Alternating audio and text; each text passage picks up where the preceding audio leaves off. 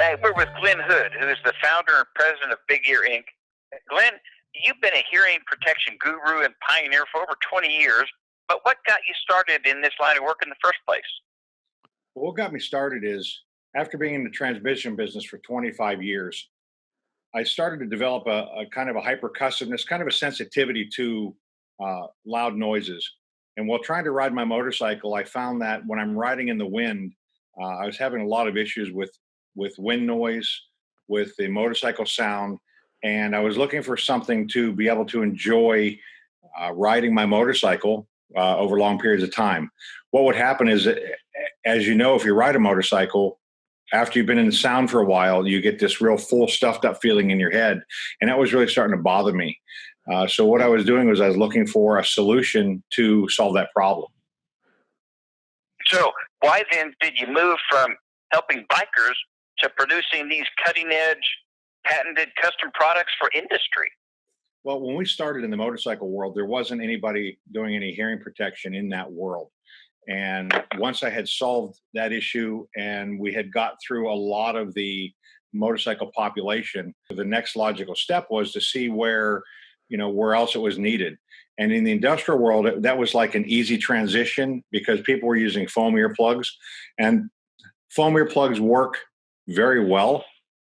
The problem is, if anybody's ever worn foam earplugs, they're very difficult to wear over a period of time. They're always trying to get back to that natural round feeling and trying to get back to the natural state that they were created in, where everybody's ear canals, you would think that is round because the side of your head looks like it's round going to go in there, but everybody's ear canals are totally different. And when you make custom, you make it exactly for the mold of their head. So they're very comfortable to wear. The sound attenuation is exactly the same every time. And it's a great safety product. Well, Glenn, I am aware of hearing protection and hearing damage, but what's the big deal? I mean, we live in a noisy world. So what's the big deal about noise? Yeah, well, the problem with noise that people don't really realize is it's cumulative. It happens over time. It creeps up on you. And up until about the 1700s, we had a very difficult time making very loud sounds that would damage our hearing, that would not allow us to get to the end of our life having our hearing so that we could be able to be functional in society. And now what's happening is with the advent of the different lifestyle, just living longer, having a different lifestyle, having iPods, having stereo car speakers, having all the accesses to all the recreational. We've moved into a full middle class now to where everybody can shoot guns and ride motorcycles and have amazing hobbies. And what's happening is our hearing is suffering because of this. We haven't taken into account that hearing is an extremely important part of your life. And when you start to lose your hearing, a lot of things start to happen, start to deteriorate. They've linked it to Alzheimer's. They've linked it to diabetes. They've linked it to heart disease. It has direct links with serious health issues. And it's not that we're studying these. It's just now all the statistics are coming in, and it's the loss of hearing is very detrimental to everybody's life. Glenn, I know that you have several different products that are on the marketplace today for industry, but what do these things actually do? Well, as you know, generic earplugs are made for one specific task. They sell thousands of them in a box, and you're expected to use this one product for all the purposes that you're doing. So we came up with different products. We started out with our custom hearing protection. Then we added a lanyard to it for industry. And that seemed to work real well until we got into some specific applications. And that was, Gulfstream Jets was our first real big account to where they had a specific issue. So we created a product for them that is a dual hearing protection product. So it actually does two things in one. Is it has a filter in it. The bottom hole is a filter, which is a 19 decibel reduction product, so that when they're out in their factory, they can hear perfectly everything that's going on. They can hear conversation. They can hear phone calls for being on the factory floor because they are engineers. Then when they have to get into their jets up in the body, they can then take this product, it's a vented one, put the lanyard in the bottom hole, and this becomes a 32 decibel reduction product. So the great thing about this now is this one unit became 2 units. And then after that, we came to the EHS, which is the health and safety people, and they needed it for their radios. So all we merely did was put a communication tactical piece in here now. The great thing about this is, unlike anybody else's, is this has the filter still in here, so they never get popped from the radio on a squelch or a feedback issue. So it's not just, here's a box of earplugs, here's what you have to do, you have to wear these. Safety comes into play. The biggest problem we're finding now is people are overprotected. So when they're overprotected, they can't communicate. They hear their machines differently. If they're like on a CNC machine, for instance, when you put in a foam earplug, it takes you a few minutes to hear what the new machine sounds like, because the right one's deeper than the left one this time. The left one's deeper than the right one. It's not in as good. You turn your head, it loosens up, and then you have to deal with that through a working shift. Whereas when you use custom, it goes in exactly the same way every single time, like this. And it only takes a second to put it in, and it works perfectly for you. Well, Glenn, I'm a little confused. So when you say custom, what exactly do you mean? Yeah, so depending on after the analysis or what you're looking for, we actually come into your facility and we do an assessment of what you need. And then we start with a pilot group. What we do then is we take that small group and we can either fit the custom on-site earplugs, which we're able to come in one day, make earplugs for you, and deliver them to you the next day. Or if you need something more complex, or one of our laboratory products, we'll come in, we'll take the impressions in one day. And when I say one day, what that is depending on the amount of people, it takes about 4 to 5 minutes per person to be able to make the impressions. And then they're done. So we can do this at a shift change. We do this at lunchtime, and we just rotate the people through, and it happens real quickly. And then we can get the product, whether it's a lab product, we can get it in 21 days or deliver to them the next day. So we use it. We try to be as convenient as we can for when we're at your facility. Okay, so Bob and I work together. I forget my plugs. I go to work. Bob's not going to be in today. Can't I just use Bob's earplugs? Yeah, so ears look pretty much similar. So the ear itself looks similar. The hole looks like it might work. The problem is your ears are totally different than Bob's. Everybody's ears are completely custom to their own head, just like feet, just like hands are. And there's no 2 ears the same. So Bob's earplugs won't work for you. And that's the problem with generic is they make this round barrel earplug that's supposed to fit in your head, and it doesn't fit anybody. So that's the main dilemma there. Okay, so I've got these custom earplugs. They fit my ears, I guess my ears only. Can I afford these things? How expensive is this fix for my shop? So it's about $152 a year for a person to be in a custom or in a generic setting, in a generic set of earplugs. And earplugs are anywhere from $95 with a lanyard to $150. All right, Glenn, I can see where in the workplace custom products make a lot of sense. But the thing is, I don't just use my ears at work. I take my ears home with me at the end of the day. So have you thought about that? Yeah, so that's a great question. What we try to do is, even though the company is going to pay for this, what we do is we get individual buy-in from each individual employee, and we teach them that the company is investing in them for their custom hearing protection. And what we ask them to do is take it home, use it in their lifestyle. And then a question comes up, what if they forget them at home? Well, we have found over and over and over again, if you forget them at home, that's like one of the longest days of your life, because when you get to work the next day and you don't have them with you, you then have to go back to a foam set of earplugs, and you find out how really uncomfortable the foam is. So I can see where these products can make a big difference in the workplace, but I mean, we don't just use our ears at work. There's a lot of stuff that we're exposed to, at home and all of that. So what have you thought about that, and what's your recommendation on how to deal with that?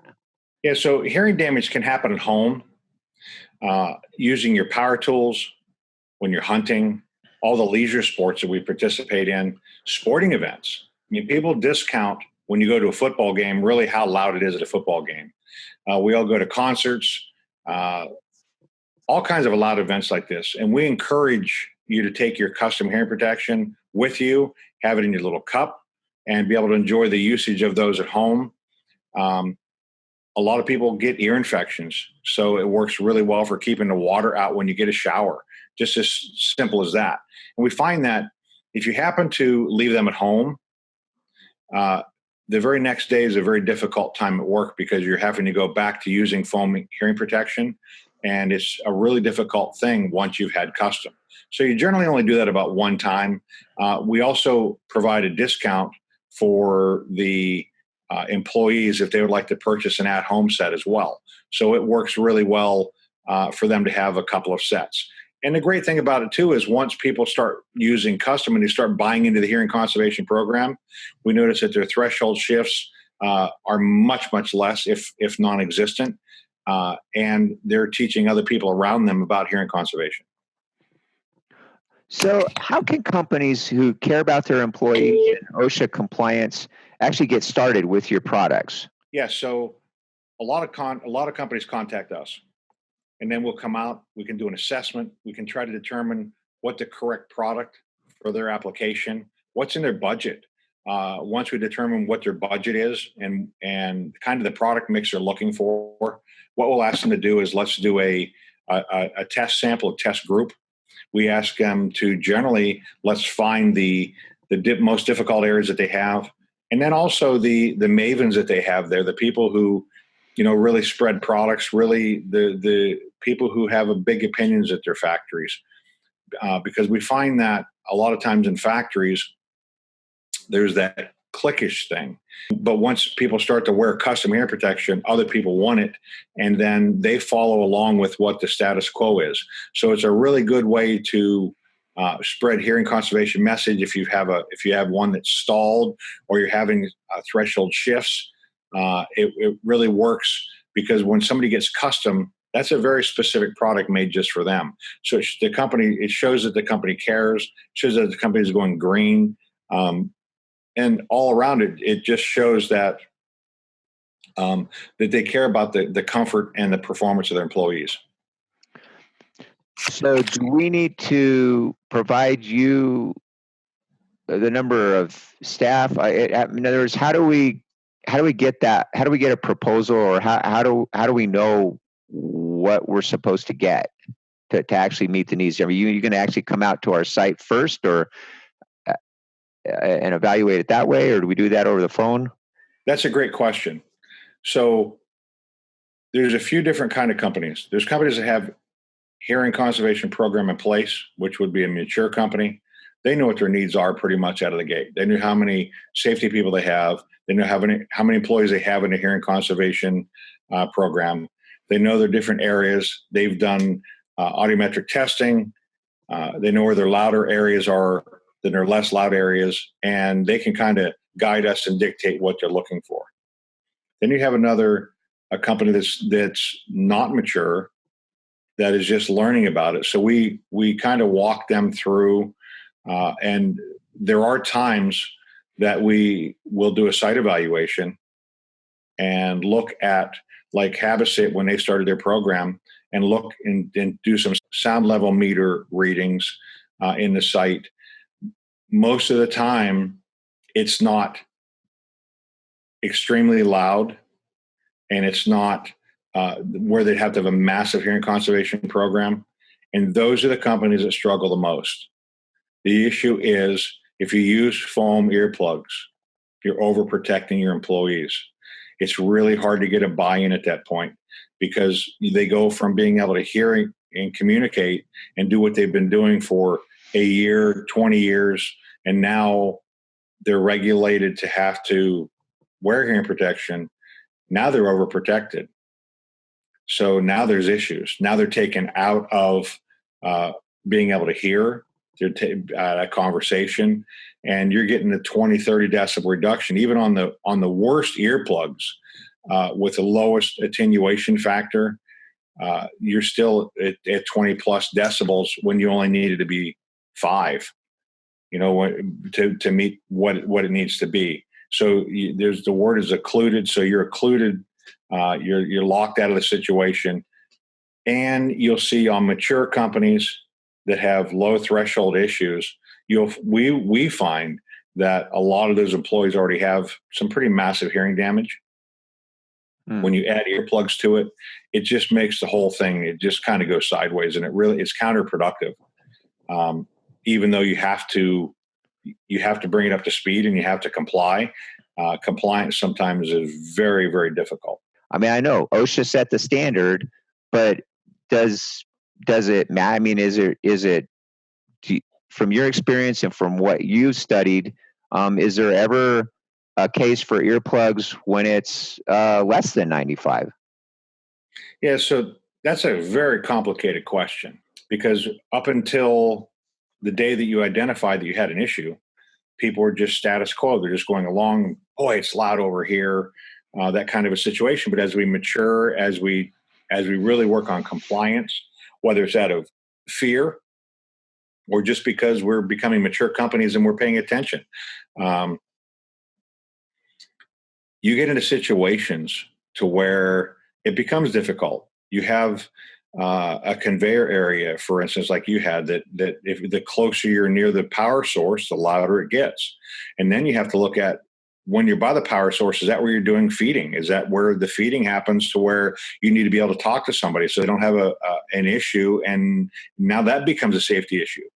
And if you just take the regular old approach that here's a box of earplugs, we now determine we got to put these in, it becomes a safety issue, because when you take a foam earplug and you put it in and you get it in decent, you're probably 30 decibels or greater when you needed to be 5. So that becomes difficult. And who wants to be locked out of a situation because the boss said you had to be? It's like forced compliance. And we all know what happens with forced compliance. It becomes very difficult. Just like kids trying to listen to their parents. I mean, forced compliance is not good. It needs to be understood that you're looking out for the employee. You care about them. Now, there's another situation that we found is there's a massive amount of waste. When you go from, like you were doing on a conveyor system, there's not a lot of waste that you're generating when you're doing conveyors. The boxes come in, you're doing it, you're packaging, it's going out, and there's not waste. When you add a hearing conservation program, the amount of waste that you start to generate, it will be astounding. When we go in and we do facility tours, we see, one of the things I do is I take pictures of the parking lot, of the massive amount of earplugs in the parking lot. You create a waste issue that you didn't think that you didn't have before. You had a pretty run clean factory, and now all of a sudden you got earplugs and gloves. And I mean, when you start to get into safety, you start to get into you open up a whole nother can of worms, and all you're trying to do is make it better. So all of these things need to be taken into consideration, especially if you're a new company, or even if you're a mature company trying to now find a better mousetrap, trying to find something that's better, because you want to go green, because you do care about your employees, because you now have complied, but you're losing production because you can't hear. Somebody has to lift up a muff to be able to hear. Well, when they do that, they get dosed. So it's an over a period of time, that right ear, you lose more hearing in there, and time goes by, because we talked about that it's quiet. It sneaks up on you. It's accumulative. And so all of these things matter. So you really want to do a good assessment of what your situation is, and get the appropriate product for that. Well, Glenn, thanks for enlightening us with your philosophy, passion, and products. Any last thoughts? Yeah, it's all about trying to go green. It's all about getting the correct product for each individual person, and it's all about protecting the individual person. I have moderate hearing damage in one, severe in the other, but the biggest thing is I have tinnitus, so that's ringing in your ears. And it can be caused from loud noises. It can be caused from medications. That's the other thing too, is the medications you're taking along with the sound, it doesn't have to be 100 decibels to cause tinnitus, to cause issues. It can be lower decibels exposure and medication, and you still end up with the same situation. Once you get this, it never goes away. And then in a lot of people, tinnitus develops into hypercussiveness, which is sound sensitivity. So hearing is a very important part of your life. It's very important for interaction, and it's very important for your health. So protect the best you can. There's a lot of great products out there, though they seem expensive when you first look at them. When you expense it out over a period of time, it's extremely cost effective over the traditional foam earplugs.